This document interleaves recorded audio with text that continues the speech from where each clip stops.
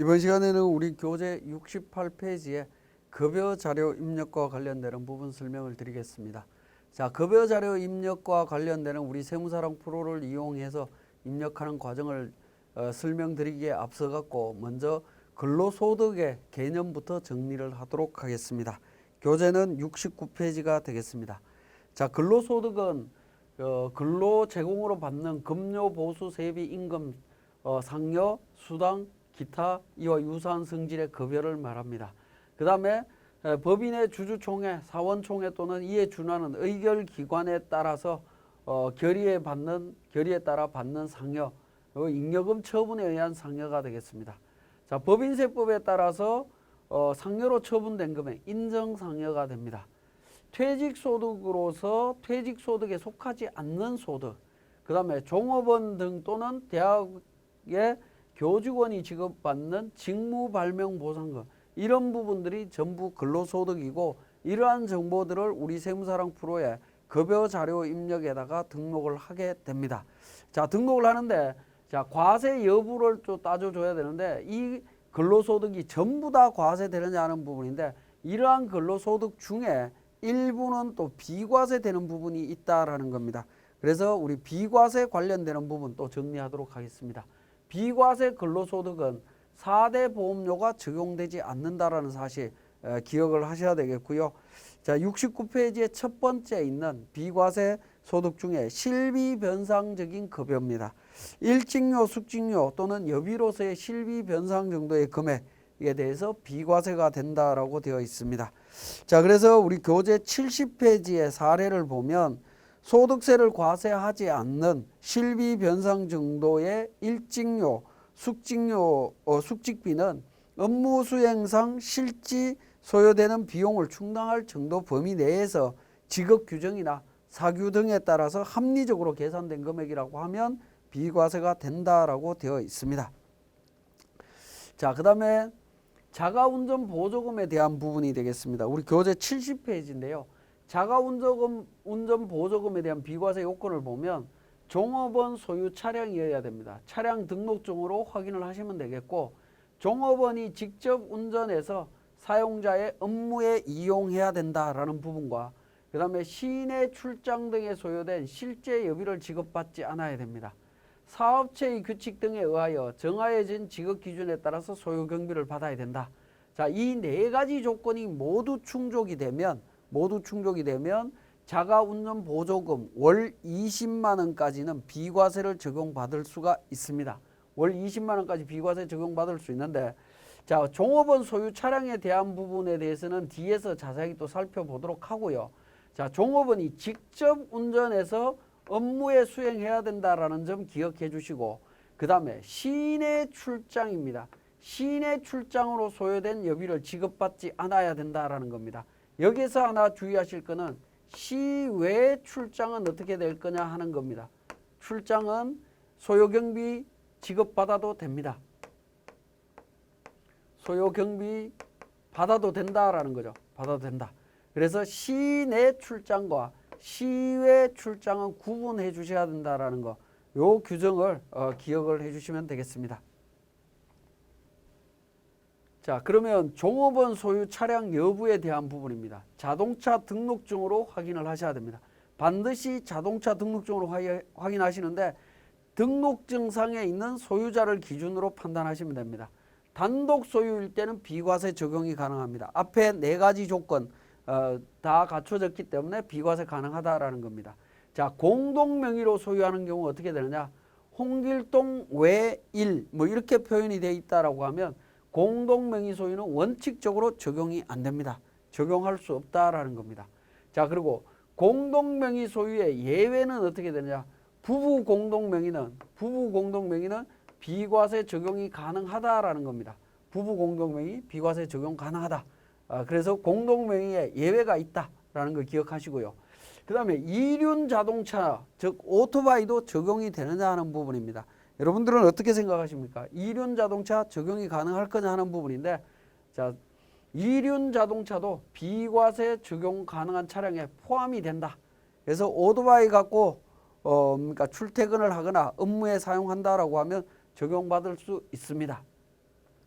자, 종업원 소유 차량 따질 때 공동명의 소유의 예외로 부부 공동명의는 비과세 적용해 준다라고 했습니다. 자, 그렇다라고 하면 맞벌이 부부가 공동으로 차를 구입하고 자가운전 보조금을 남편과 아내가 각각 지급받으면 비과세 어떻게 되느냐?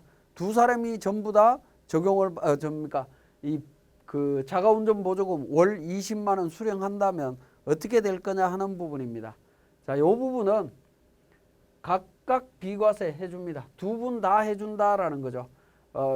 둘 다 해준다라고 말씀을 드리면 의아하게 좀 놀라시는 분들이 많이 있는데, 자, 이 부분은 뭐냐면 우리가 업무에 필요할 때 사용하는 겁니다.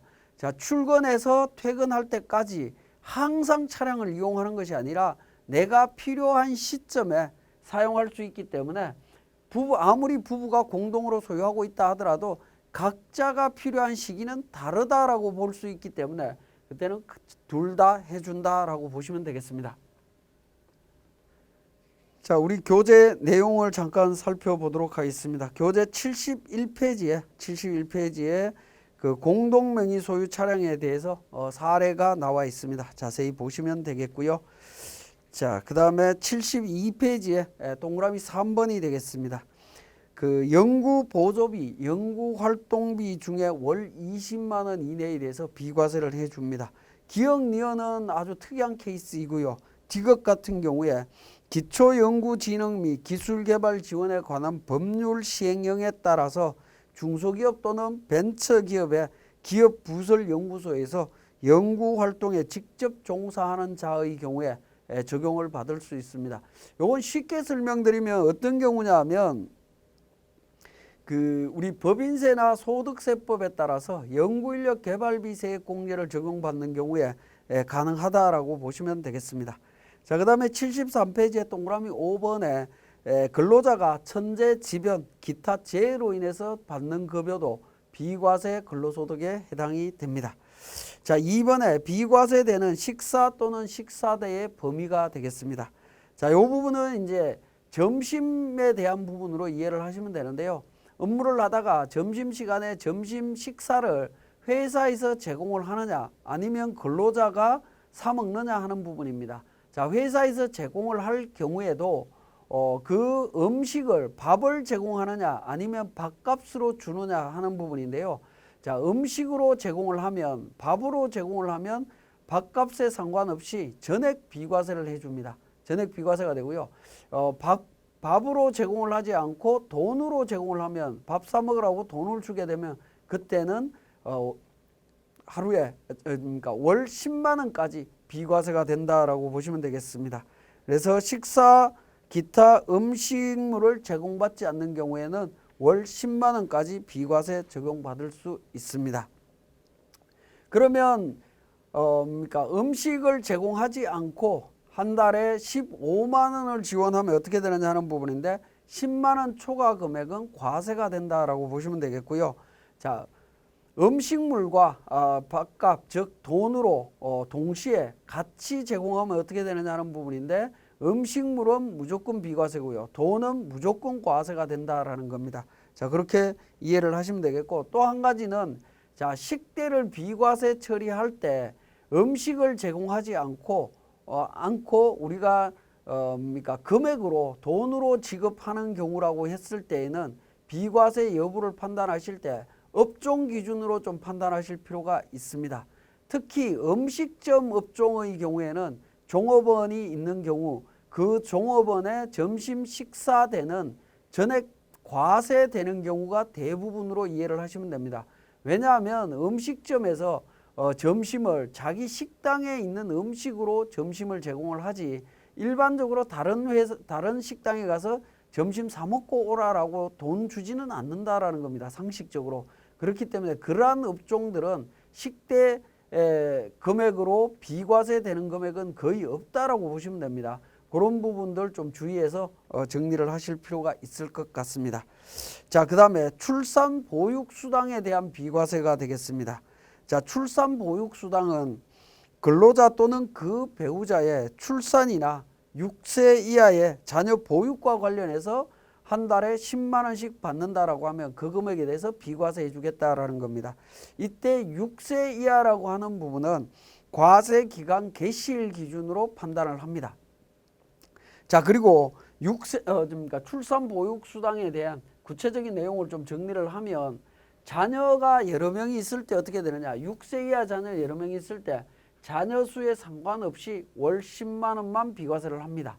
자, 그다음에 맞벌이 부부가 자녀 1인에 대해서 각각 보육수당을 수령하는 경우에 어떻게 되냐? 소득자별로 각각 비과세를 받을 수 있습니다. 그러니까 엄마나 아버지가 각각 받을 수 있다라는 거고요.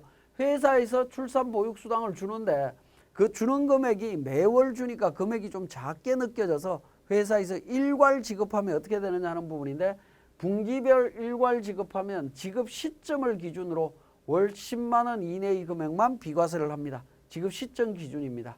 자, 그 다음에 근무지가 2곳 이상에서 중복해서 수령하면 어떻게 될 거냐 하는 부분인데, 자녀 보육수당을 합한 금액 중에 월 10만 원 이내의 금액만 비과세가 된다라는 부분 기억하시면 되겠습니다.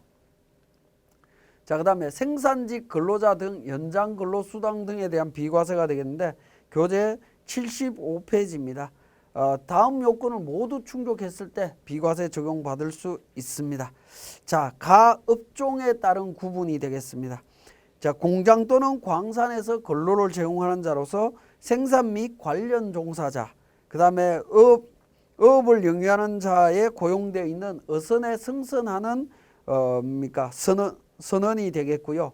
그 다음 돌봄 서비스 종사자, 운전 및 운송 관련 종사자, 운송, 청소, 경비 관련 단순 노무직 종사자 되시는 분들도 적용받을 수 있습니다.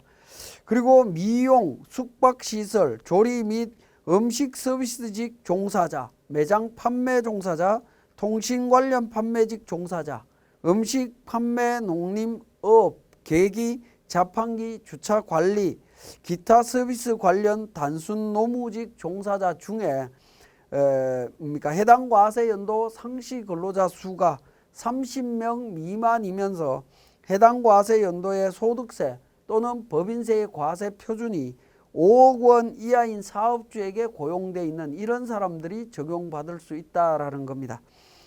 자, 76페이지, 77페이지에 생산직 및 관련직 범위에 대한 부분이 별표 2와 별표 2의 2로 제시를 하고 있습니다. 참고로 보시고요.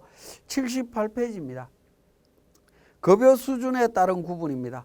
월정액이 월 210만 원 이하이면서 직전 연도 총 급여액이 2,500만 원 이하인 근로자를 대상으로 합니다. 자, 월정액 급여는 매월 급여 총액에서 상여 등 부정기적인 급여, 실비 변상적 성질의 급여, 연장, 야간, 휴일 근로수당 이런 부분들을 차감해서 나온 급여를 월정액 급여라고 이야기를 합니다. 자, 월정액 급여라고 하는 부분 계산할 때 상여 등 부정기적인 급여라고 하는 개념은 우리 급여 명세서를 1년 12달 12장을 딱 나열을 해놓고 급여 항목들이 있을 겁니다. 기본급부터 시작해서 여러 가지 각종 수당들이 있을 텐데, 그러한 수당들로 받은 월급이 1년 12달 항목별로 12번 받은 거는 일단 월정액 급여에 포함이 된다라고 보시면 됩니다. 근데 12번이 아닌 11번, 10번, 9번 받은 12번이 안 되는 것들은 전부 다 월정액 급여에서 제외하시면 되겠습니다. 제외해서 판단해 주시면 됩니다. 자, 그 다음에 실비 변상적 성질의 급여는 월정액 급여에서 제외한다라는 겁니다. 제가 지금까지 설명드렸던 실비 변상적 성질의 급여는 일직료, 숙직료, 여비 관련되는 부분이 있었고요. 그 다음에 자가운전 보조금, 연구활동비 관련되는 부분, 천재지병 관련되는 부분 있었습니다. 이런 부분들만 제외를 하시면 됩니다. 식사대나 출산보육수당이나 뭐 이런 부분들은 식사대나 출산보육수당이라는 명목으로 비과세이기 때문에 실비변상적 성질의 급여로 안 들어간다라는 거 정확하게 구분을 해 주시고요. 78페이지에 연장, 야간, 휴일 근로수당 비과세 한도 해서 일반적으로 240만 원 비과세가 된다라는 겁니다. 광산 근로자의 경우에는 전액 비과세가 되죠. 자, 생산직 근로자에 대한 비과세 적용 여부는 우리 사원 등록에서 생산직에 대한 부분 전년도 급여와 그다음에 한도 그죠? 일반적인 여가 있었고 광산이 있었죠. 광산을 선택하게 되면 전액, 여로 선택하게 되면 240만 원 한도로 한다라고 앞 시간에 제가 설명을 드렸습니다. 그 부분 참고로 기억을 해 주시고 79페이지에 참고사항에서 통상임금에 가산해서 지급받는 급여의 범위, 연장, 야간, 휴일 근로수당에 대한 계산 부분이 있는데 연장 시간 근로에 대한 부분만 잠깐 말씀을 드리면 자 8시간 근무에 통상임금이 10,000원을 받는다라고 이 가정을 하면 추가로 4시간을 더 야간 근무를 하게 되면 야근을 하게 되면 4시간에 대해서 그 5,000원을 통상임금으로 받겠죠. 거기에 50%가 수당으로 추가된다라는 겁니다. 그죠? 그러면 2,500원이 추가가 되는데 이때 우리 연장, 야간, 휴일 근로 수당에 해당되는 금액은 얼마냐면 추가 근로로 인해서 받는 총액을 말합니다. 2,500원만 이야기하는 것이 아니라 7,500원으로 보시면 되겠습니다. 자, 이 부분 주의해서 살펴봐 주시고요. 자, 그 다음에 우리 국외 근로소득에 대한 부분입니다. 자, 국외 근로소득은 국외 등에서 근로를 제공하고 받는 급여 중에 원양업 선박이나 국외 등을 항행하는 선박에 근무를 하고 받는 급여는 월 300만 원. 그 다음에 국외 등 건설 현장에서 근로를 제공하고 받는 보수 월 300만 원입니다. 기타 지역은 월 100만 원까지 비과세가 되고 있습니다. 자, 이 부분도 우리 사원 등록에서 국외 근로소득에 대한 부분 비과세 여부 선택했던 부분이 있습니다. 그죠? 그 부분 기억을 해주시면 되겠고요. 자, 참고사항에 동그라미 1번에 위에서 세 번째 줄에 근로를 제공하고 받는 보수의 경우에 300만 원 이하인 경우에 그 급여를 한도로 비과세하고 당해 월에 국외 근로소득이 300만 원 이하가 될 때는 그 부족액은 다음 달로 이월되지 않는다라는 겁니다. 예를 들어서 국외 근로를 했는데 건설 현장이라고 가정을 하겠습니다. 월급 250을 받으면 300만 원에 50만 원이 미달하는데 그 50만 원 소멸한다라는 겁니다. 다음 달로 2월에서 공제되지 않는다라는 거 기억을 해주시면 되겠습니다. 자, 그 다음에 비과세 학자금이 되겠습니다. 81페이지. 비과세 학자금은 본인 학자금을 말합니다.